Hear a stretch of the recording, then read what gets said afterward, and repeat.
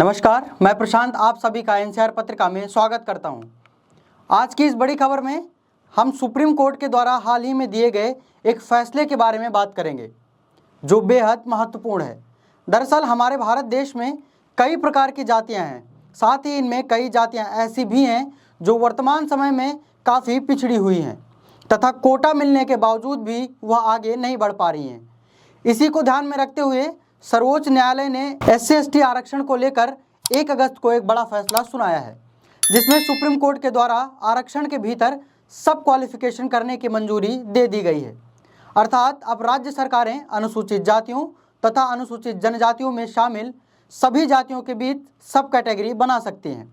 इसका मतलब यह होगा कि SC/ST आरक्षण में अधिक पिछड़ी, कमज़ोर तथा उत्पीड़ित जातियों को भी एक उपवर्गीकरण हो सकेगा, जिसमें उन सभी वर्गों को लाभ मिल सकेगा जो वास्तव में इसके हकदार हैं।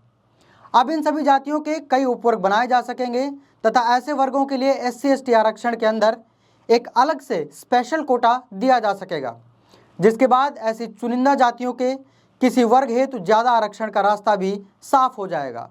वहीं राज्य सरकारें उस वर्ग को अधिक आरक्षण देने के साथ ही अधिक लाभ दे सकेंगी। आइए जानते हैं सुप्रीम कोर्ट के पूरे फैसले को।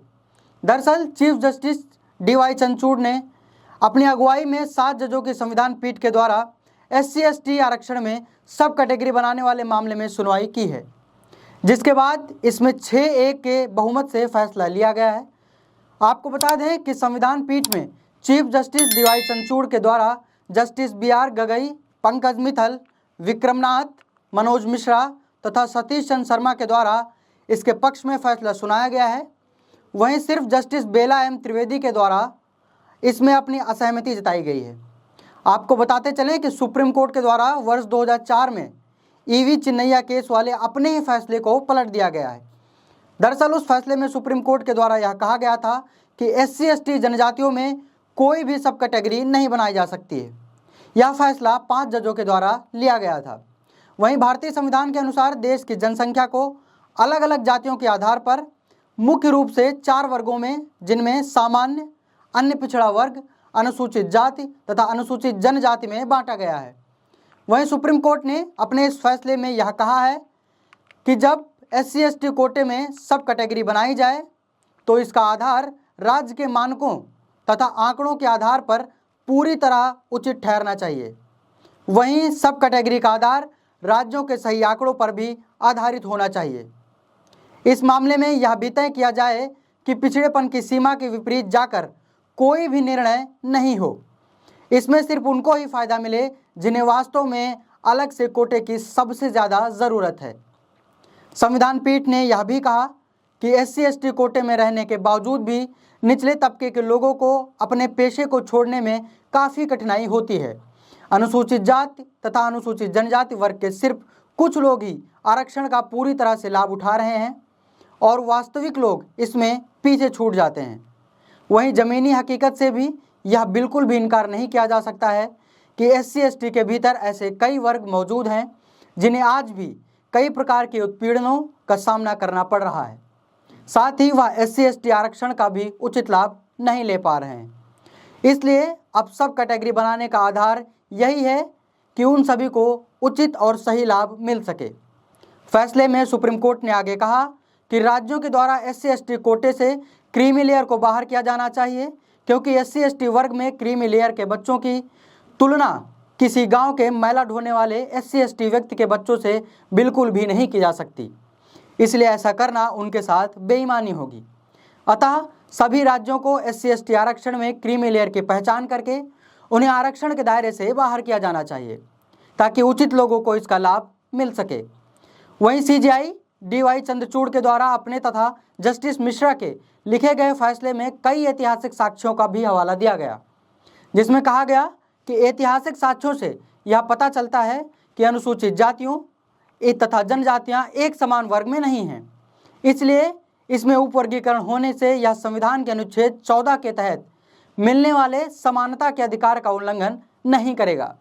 साथ ही यह उपवर्गीकरण संविधान के अनुच्छेद 341(2) का भी उल्लंघन नहीं करता है। इसके आगे उन्होंने कहा कि संविधान के अनुच्छेद 14 तथा 15 में भी ऐसा कोई प्रावधान नहीं किया गया है जो राज्यों को किसी भी जाति में उपवर्गीकरण से रोकता हो। आइए जानते हैं कि पीठ के अन्य जजों ने इस फैसले के बारे में अपनी राय क्या दी। दरअसल जस्टिस BR गवई ने कहा कि राज्य को SC/ST श्रेणी के बीच क्रीमी लेयर की पहचान करने तथा उन्हें सकारात्मक कार्यवाही के दायरे से बाहर करने हेतु एक नीति का विकास करना चाहिए, क्योंकि सच्ची समानता को हासिल करने का यही एकमात्र तरीका है। वहीं जस्टिस विक्रमनाथ के द्वारा यह कहा गया कि जिस प्रकार OBC पर क्रीमी लेयर सिद्धांत लागू होता है, उसी प्रकार SC/ST पर भी यह सिद्धांत लागू होता है और इसे जल्द ही अमल में लाया जाना चाहिए। वहीं पीठ के अन्य जज जस्टिस पंकज मित्तल ने कहा कि आरक्षण सिर्फ पहली पीढ़ी तक ही सीमित होना चाहिए, उसके बाद नहीं। उन्होंने कहा कि यदि पहली पीढ़ी का कोई भी सदस्य आरक्षण के माध्यम से उचित स्थिति तक पहुंच जाता है, तब दूसरी पीढ़ी को इसका लाभ नहीं मिलना चाहिए, वह इसका हकदार नहीं रह जाता। वहीं इस क्रम में जस्टिस सतीश चंद्र शर्मा ने कहा कि वह न्यायमूर्ति गवई के दृष्टिकोण से भी पूरी तरह सहमत हैं कि SC/ST के रूप में क्रीमी लेयर की पहचान करके राज्य का मुद्दा एक प्रकार से संवैधानिक अनिवार्यता बन जाना चाहिए। वहीं दूसरी तरफ बात करें तो न्यायमूर्ति बेला M त्रिवेदी के द्वारा इस फैसले पर अपनी असहमति व्यक्त की गई है। दरअसल उन्होंने कहा है कि वह बहुमत के इस निर्णय से बिल्कुल भी सहमत नहीं है।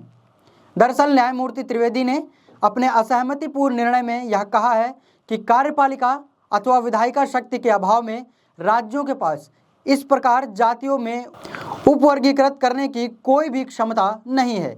आइए अब जानते हैं कि राज्य के लिए कोर्ट ने क्या शर्त रखी है।